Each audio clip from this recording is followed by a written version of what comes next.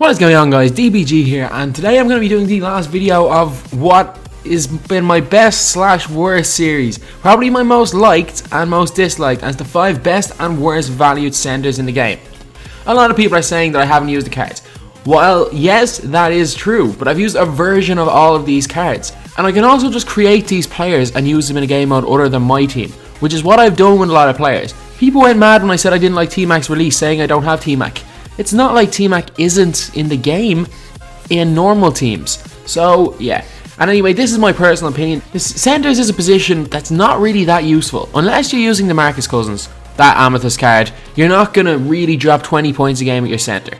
My top 5 best list, probably some of your least favourite centers are going to be in it. This is just my opinion. And same with my top 5 worst list, some of your favourite centers are probably going to be on it. I couldn't actually find 5 centers that were really overpriced, so I only have 4 on this list. And number 4 is Roy Hibbert. Yes, you can argue that the only reason this card is expensive is because it's in a collection for the Pacers, but that Ron Artest card is not very good. And this card is still about 30k. Roy Hibbert's a really good center, don't get me wrong, really good. 7'2", really good post hook, good mid-range shot 79, can shoot free throws 75, and can block shots at a 90. Really good card, but it's 30k. If this was at the start of the game and a card like this was 30k, it would be a bargain. But now there's so many good players that are cheaper than this, and 30k is really just overpriced. At number 3, we have got a player who a lot of people probably have this as one of their favourite centers, and it's Nikola Jokic. Like, stats wise, this card should be one of my favourites, especially with the way I like using shooting centers. Good post fadeaway, good post hook, really good open shot mid, good open shot 3. But I don't know why, I just cannot hit a shot with Jokic. I've used his emerald, I've used his gold, I've used his silver.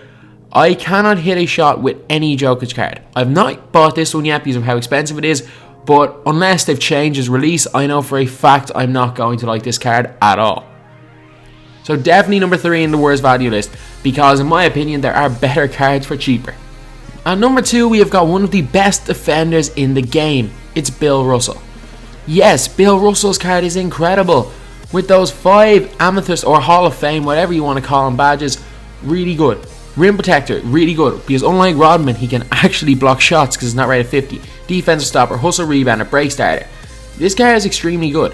But the thing is, before I made this, I played on normal teams using his 96 overall, I think it is, card from the Celtics, and then compared him to just any old center.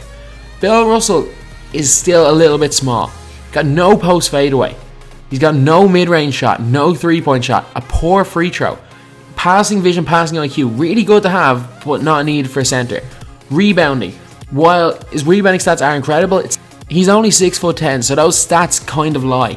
If you have them rebounding stats at 6'10", it's the equivalent of, say, 80s for a 7-footer. I would not be surprised if this town's actually out-rebounded it, to be honest.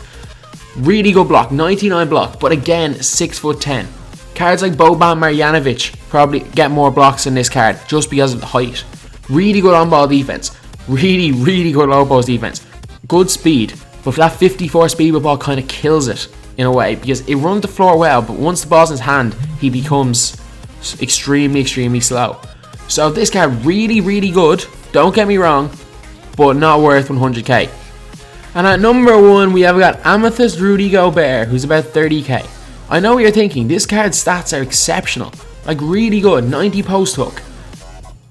Good free throw, 83. Really good rebounding. 95 block, which is exceptional. But the reason why I have this as the worst value card is this card's 30k. Stats wise, great. But really, Rudy Gobert, the only stats that matter. This card is not going to be an offensive player. And if you want an offensive center, what's the point of getting Rudy Gobert?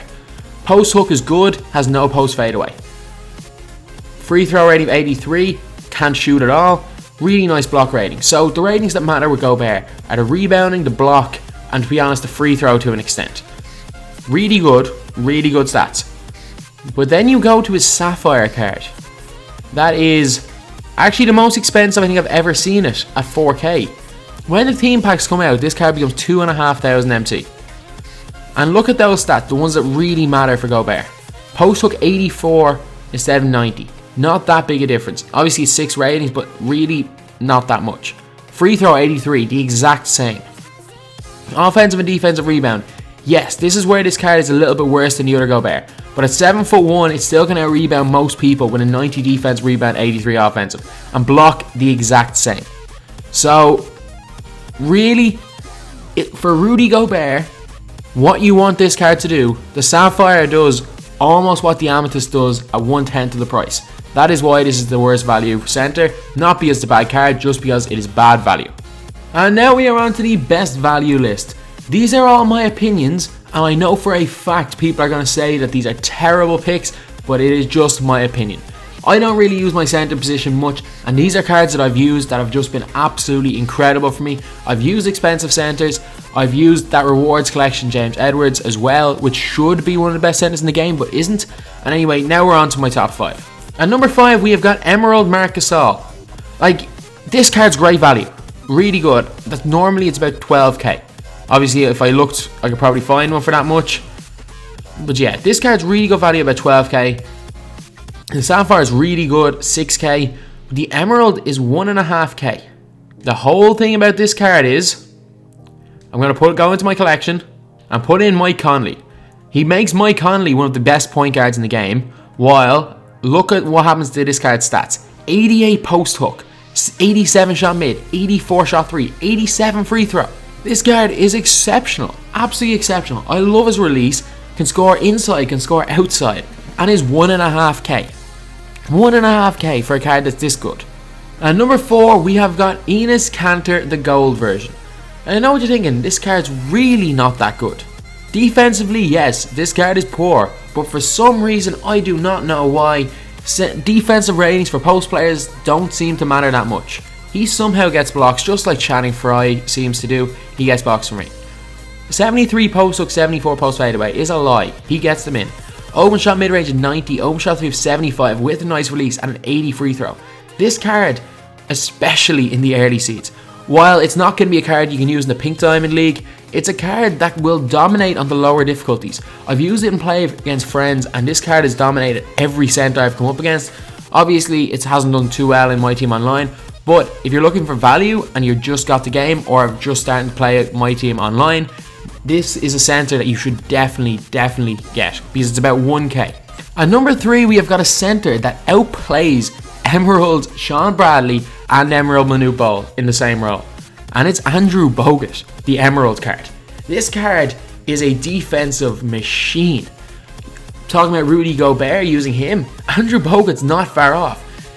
This card is a 92 block, 84 offensive, 87 defensive rebound, 90 box out. Free throw is terrible. Like, free throw, absolutely terrible, but it does everything else so well that I kind of let it away with it. Obviously, would have held it against other players, but this card's so good that it can kind of get away with it. 84 post hook that seems to go in a lot. No mid-range shot, no three-point shot. While it's very similar to the likes of Rudy Gobert, it's cheaper, and for some reason I just play so well with this Andrew Bogut, so it has to be on the list. At number 2, we've got a center that I actually don't prefer to Andrew Bogut, but I know for a fact that 99% of people do, and it's Sean Bradley, the gold version. The emerald version is, I think it's about 7k, 6 to 7k, and it is not that much better, because really, just like Rudy Gobert, Sean Bradley is 7'6" and only does certain things. It's shoot post hooks, which this one has an 82, I think the other one has like an 86 or something. Shoot free throws, this one has an 80, the other one has an 80, same thing. And block shots, 94 versus, I think, is it 96 the other one has? So there's so little difference between them. And this card is 7'6" with a 94 block, decent rebounding stats. Like, even though they don't look very good, it's 7'6", so it's gonna get way more than those stats. Can score post hooks well enough. Standing dunk, obviously 7'6" is gonna just dunk on people. And if this guy gets fouled, they can nail free throws with an 80 release. For 2k, you cannot go wrong with Sean Bradley. And at number 1 is a card that somehow became rare. There was like 50 of these on the market when I bought it, and it's Al Horford, who does not have a buy now under 10k. But realistically, like, you can pick up this card. If you bid 70 and 100, you would guaranteed to win this card. This card is somewhere between 1.2 to 2k, depending on when you're getting it. But if you look at its stats, defensively, it's not a great card. I'm just going to say that right now. Defensively, it doesn't look great. Rebounding, really low stats, but doesn't seem to get beaten that badly. While it's not going to be getting 20 rebounds a game, but still, he doesn't get destroyed on the rebounds, which is kind of what you want. You give up a little bit on rebounding, but you make up for it by how good he is at everything else. Overall defense, not great, but he's got an 89 block, so he can bail people out. For some reason, I block more shots with Al Horford than any other card. Don't ask me why, but I do. Driving dunk, 54, not great. Speed, 62, not great, but not awful for a center. Especially a center that really isn't an athletic freak and can just score in any way. So now we're on to the offensive stats. Why this card is incredible. First of all, scoring inside. 85 post fadeaway, 84 post hook. Two really good. They're both really good. Can hit fades, can hit post hooks. So if you want to play him as an out and out center, play him inside, he can do that well. Contested shot mid 86, open shot mid 91. So if this card is spotting up anywhere, it's going to nail the shots. And I know people are saying his release is broken, but get used to it and you will hit everything. Like, trust me, if you get used to his release, everything goes in. 3-point shots. Contested shot 375. Not great if in the grand scheme of things, but for a center, that's really good. So this card is without doubt my favourite center. And if you've been following this channel, you know I use it in pretty much every squad builder. So anyway, that's the video. This is the end of this series. Either a bad thing if you liked it, or a great thing if you're one of the many people that hated it. But yeah, this was just something that I tried to do. Obviously, I was trying to look at bad value players that were really overpriced, and pretty much to warn people not to buy them. And people somehow took that the wrong way. But whatever, these videos were really well liked. There's a lot of dislikes as well. So anyway, that's the video. That's it for the series. Thanks for watching. Please like, comment.